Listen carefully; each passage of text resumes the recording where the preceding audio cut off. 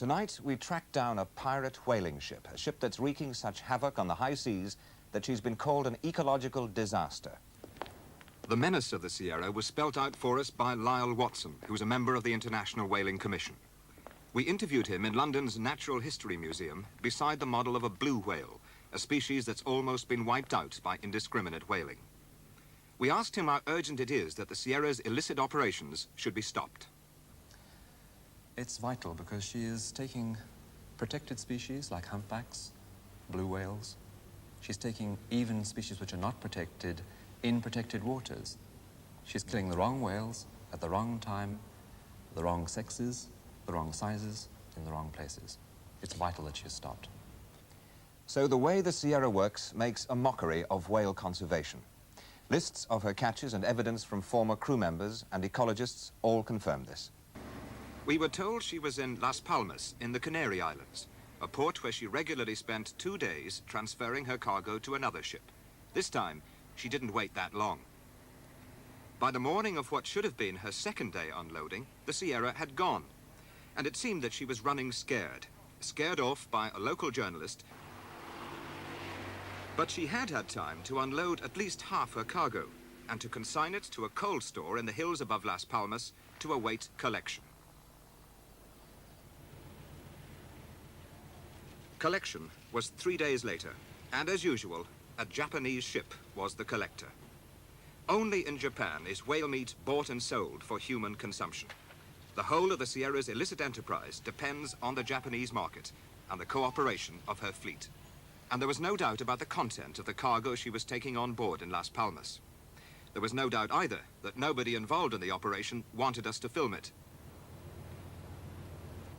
We were told that the armed guards who kept watch on us were not port security, but privately hired for the day. We took most of our pictures from the deck of a ship anchored close by. Then I went on board the Juyu Maru to ask some questions about the Sierra's cargo and who owned it now. My visit was brief and inconclusive. Well, according to the chief mate of the Juyu Maru, it's taking on board 550 tons of whale meat bound for Japan. The chief mate says he doesn't know where the meat comes from, and he denies that there's any connection between his ship and the Sierra. He says he's simply a man doing a job. And when I asked him whether the cargo that they're loading now comes within the internationally agreed quota system, he thought about it for a minute and said, "I expect no problems."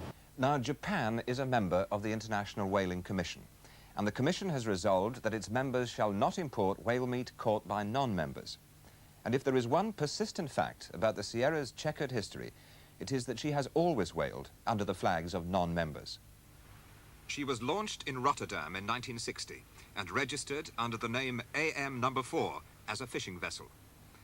In 1967, her stern was extended and freezer compartments that could hold over 300 tons of whale meat were installed. In 1968, she was renamed Run, and under the flag of the Bahamas began to operate off Angola and West Africa, taking humpback and southern right whales, both endangered species. In 3 years, while based in Cape Town, she took nearly 1,700 whales. In 1972, the Bahamas government fined her and withdrew her registration. But she was again renamed, this time as Sierra, and flying the Somalian flag, she reappeared off Mishamadesh. She continued to work off Angola until the war there forced her to move further north and to base herself at Abidjan in the Ivory Coast. She was now taking Bridus whales from their breeding grounds at the rate of 500 a year. Since 1976, the Sierra has been registered in Cyprus, based in Tenerife in the Canary Islands, and whaling off the North African and Portuguese coasts. She's been bringing in her catch in frozen packages to Las Palmas in the Canaries and to Porto in Portugal. There she transfers it to cargo vessels, which carry it to the eager consumers in Japan. Working from those figures and the fact that the Sierra hunts all the year round, we reckon that her annual catch fetches at least £8 million in Japan. All this for what is purely a gastronomic luxury. Whale meat provides well under 1% of the Japanese protein diet. So it's a luxury business and a highly profitable one, and to help them stay in business, the owners hide behind a flag of convenience and a confusion of names and places. But now that we knew the Sierra's connections, we went after her again. And this time we found her, unloading whale meat in a porto in Portugal. In the weeks since we failed to film her in Las Palmas, she'd sent several radio messages giving misleading information about her next port of call. Now that we'd found her, would she talk to us? Good morning. Good morning. Could I speak to the captain? As we waited, the most camera-shy crew members were from the countries most deeply involved in the Sierra's operation, like these two South Africans, and a Japanese meat inspector. Captain, come in. Thank you.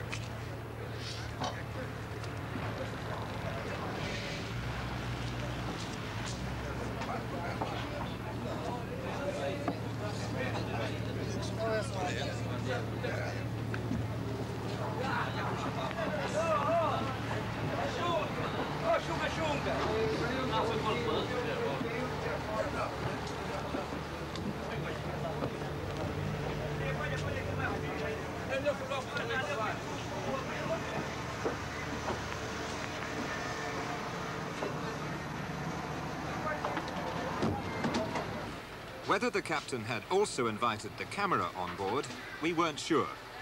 We were shortly to find out.